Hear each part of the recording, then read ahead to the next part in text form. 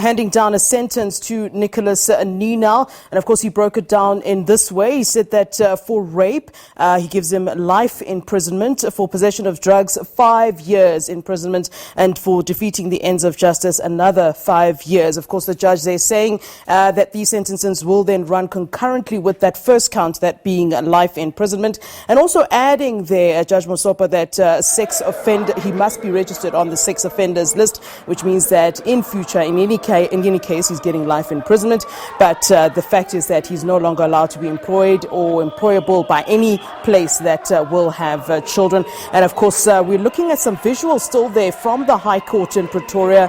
His grandmother there being comforted, I believe, by a family member as well. You would have heard the grandmother yesterday actually begging and sort of pleading with the court for a lighter sentence, talking about how he was brought up and the circumstances under which he was brought up. He was introduced to cat by his mother.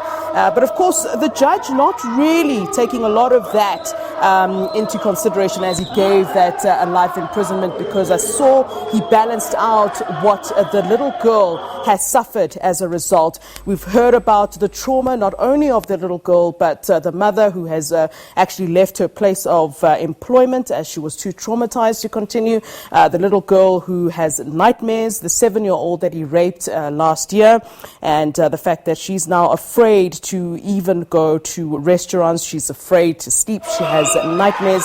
And of course, the judge taking that into account, and of course that outweighing, as the justice scales would determine, outweighing the issues that were raised by Nicholas and his grandmother about his bad upbringing, and of course what was brought in by the defense in mitigation of a sentence. So life imprisonment there for rape, 5 years for possession of drugs, 5 years for defeating the ends of justice, and those will then run concurrently. The last two will count 2 and 3 will run concurrently, of course, with that of life imprisonment. All right, we're going to cross shortly to our reporter who has been sitting in court for us throughout the day. That's Silverton.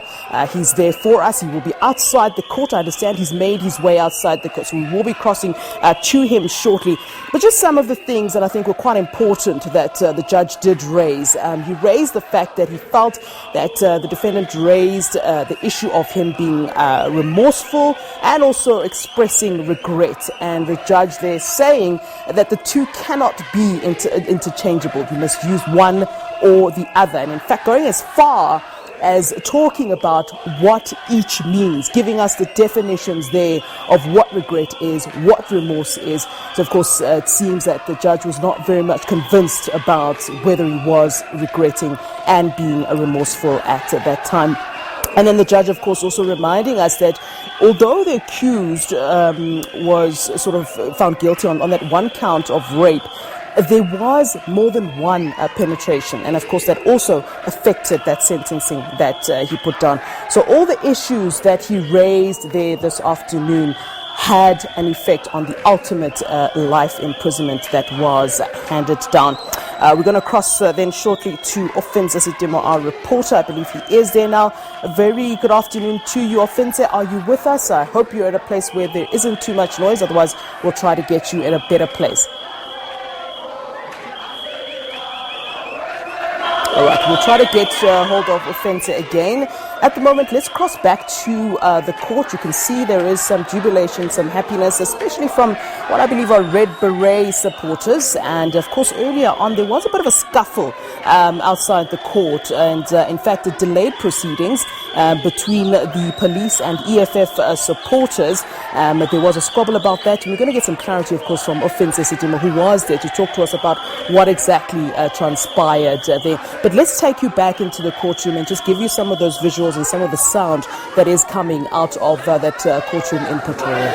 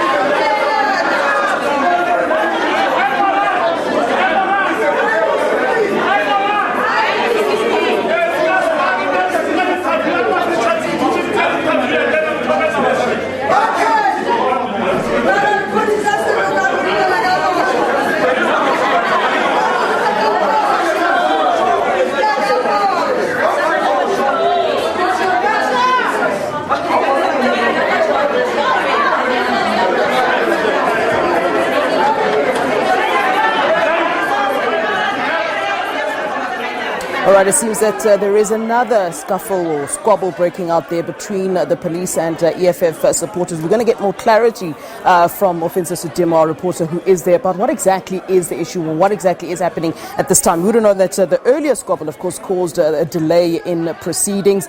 And, of course, that breaking news story, of course, just to remind you, as you can see on the screen there, convicted child rapist Nicholas Ninow has been sentenced to life in prison. And, of course, 5 years possession of drugs, defeating the of justice, another 5 years, those two run concurrently there.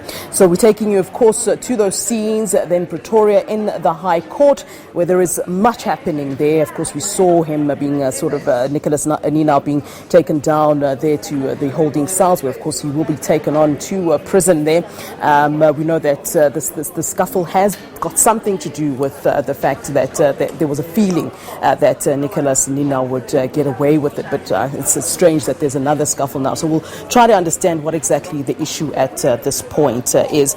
Now, just a reminder that, the judge did talk about the fact that, it's not about, the sentencing is not about pleasing the public. So just a reminder there, but it does seem that those who are at the court, and of course, from the reactions that I'm seeing on social media, there is some kind of jubilation about the sentence that has been handed down.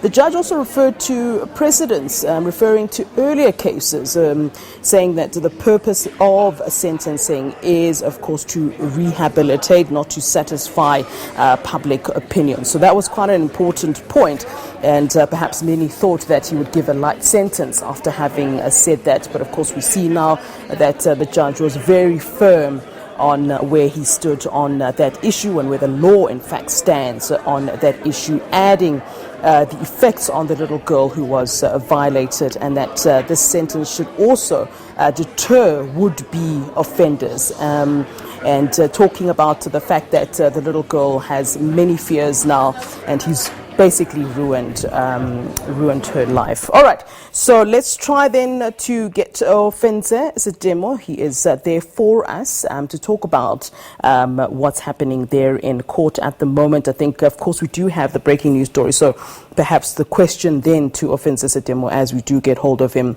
is what exactly is happening in court at the moment? What is the EFF? What are the EFF members upset about in that courtroom? What are they fighting with the police about? Offensive, good afternoon to you. Can you repeat the question?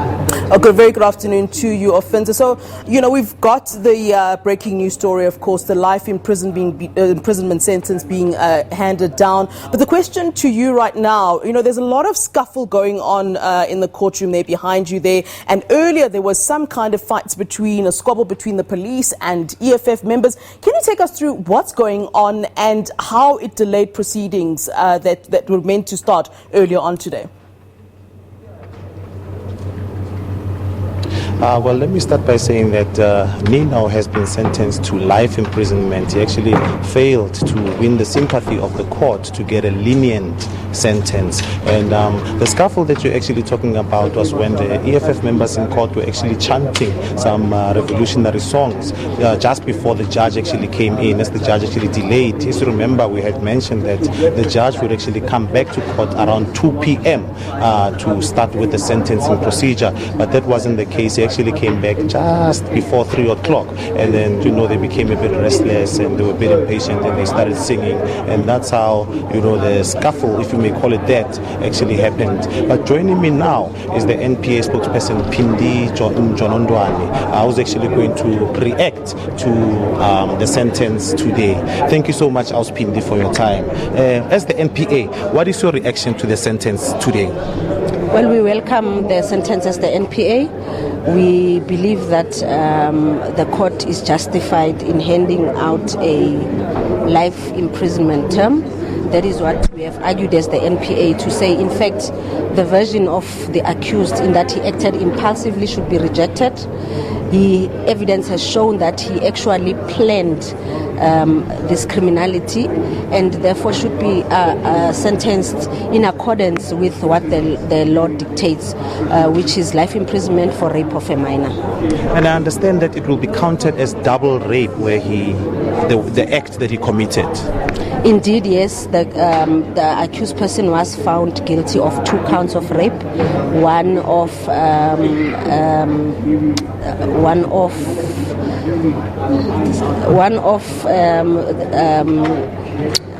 impeding with the administration of justice, and another one of being in possession of drugs and using drugs. And the court has then delivered 5-year imprisonment terms for the count of impeding with the administration of justice and the one of possession and use of drugs. And we are almost, I think, a month away from 16 days of activism against child and women abuse in December. As the NPA, do you believe such periods actually help to deter would-be rapists and would-be abusers? Well, the nature of the scourge that we are faced with as a country dictates that our courts should come to the realization that society needs more action, society needs more harsher sentences to be imposed against people who commit such crimes. And it also calls upon us as law enforcement authorities like the NPA to continue doing our best, doubling the efforts in ensuring that women and children live to see justice being delivered to them. And so as the NPA, we are encouraged by such sentences. We are encouraged by the fact that at the end of the day, what's the winner here is the interest of justice. Yes, the court always should consider the triad factor, and as the NPA, we have argued that it's not enough for the court to consider only the interest of society, the seriousness of the offense, and the personal circumstances of the offender, but courts needs also to consider the impact of the crime on the child victim and her family. The victim, we have had evidence that she has been left scarred for life, and now to try and as a recourse mechanism to this child is when she sees justice being delivered. Do you believe this would be a deterrent to would-be abusers, the sentencing, life sentence? Indeed, yes. We believe that the sentence serves to deter like-minded individuals. Hence we are satisfied as the NPA. The only concerning thing is that no matter how many life sentences our courts delivers, these crimes continue unabated. So we believe that it simply calls for more efforts by government, more efforts by law enforcement authorities in order to nip this in the bud. Thank you very much. That was Pindile Mjonondwane, the spokesperson of the NPA. But joining me right now is not in my name, my brother. Your reaction to the sentencing, and do you believe it would be a deterrent enough? Well, we welcome the sentence, and it has really restored our confidence within the judiciary. The thing is that now we need to see more of these sentences start happening. But a big congratulations to the state's team that has actually put forward a good case. It was a clear and cut case anyway in the first place. But for the judge for being brave enough to hand down a life sentence plus 2 5-year sentences for the other crimes that he has committed. And let us remember, this case was about the little girl at the end of the day. And she can finally sleep now, knowing that the monster is not going to come after her again. She can finally look forward to having a life. The family can start looking forward to having a life again. Really in this issue now, we need to forget about him as society. Let us make sure that we build a South Africa that's going to ensure that this girl has got a future, and gender-based violence and crimes as heinous as these are a thing of the past in South Africa. So we really welcome it, and we're thankful for it, and we look for more of those. So the 10 days of activism against women and children abuse as compared to a sentence like this one? Which one is a bigger deterrent to would-be abusers? Obviously, sentences. People need action on the ground. People need to see things happening on a daily basis. We need to see sentences like these happening all the time. And we don't believe in 16 days of activism in the first place. Ours is 365 days a year. As you know, Not In My Name is on the ground on us every single day, trying to fight and turn this pandemic around that we are facing of gender-based violence in this country. Thank you very much. We are still in court trying to get some reaction following the sentence of Nicholas Ninow to life. As you know, that the other charges include 5 years for defeating the ends of justice, 5 years for what's the other charge?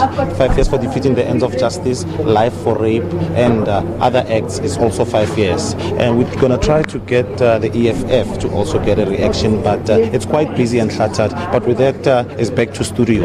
All right, thank you very much, Ofensi. While we give you a chance to indeed get hold of a representative of the EFF, we will take a short break. But just to go back to what was being discussed there in the High Court, the NPA spokesperson Pindim Jodondwane welcoming that harsh saying of sentencing, saying that of course women and children need to see justice being delivered, and that this is indeed in the interests of justice, because this was a planned crime, as of course we have heard being reiterated throughout. We heard a representative of Not In My Name thanking the judge, in fact, saying that the judge was very brave for giving that life sentence. Also welcoming the sentence there, saying, and I think quite significantly, that the little girl can now sleep knowing that he is behind bars. Of course, we heard the judge was talking about the fact that the young girl had testified and had said that in camera, of course, and had said that she'd been having these nightmares and very scared that this man would come in the very same way that he did at that bathroom on that fateful day at the Dros restaurant in Silverton. So, of course, there, as my colleague Ofense is saying, rape, reiterating again what that sentence is: life imprisonment for rape, 5 years for possession of drugs, and 5 years for defeating the ends of justice. Of course, I believe that the defense had thought that the drug issue might have been a factor that would have helped him in terms of the sentencing, but indeed it seems to have done worse, because the judge indeed spoke about the fact that he had many chances to go to rehab. We heard the family saying, the grandmother saying, that he'd gone to rehab on many occasions and left rehab. He was in and out of rehab, and the judge saying that things like that are a personal thing, and that if you want to change, that indeed you will change. So, of course, the drug issue that his team thought would work for him ended up, in fact, working against him. We're going to cross again to Alfonso Dimi after the short break. I understand he is trying to get hold of EFF representative so that we can get some reaction from them, and of course also clarity about what made them so very angry throughout the day. Let's take a short break. Do stay with us.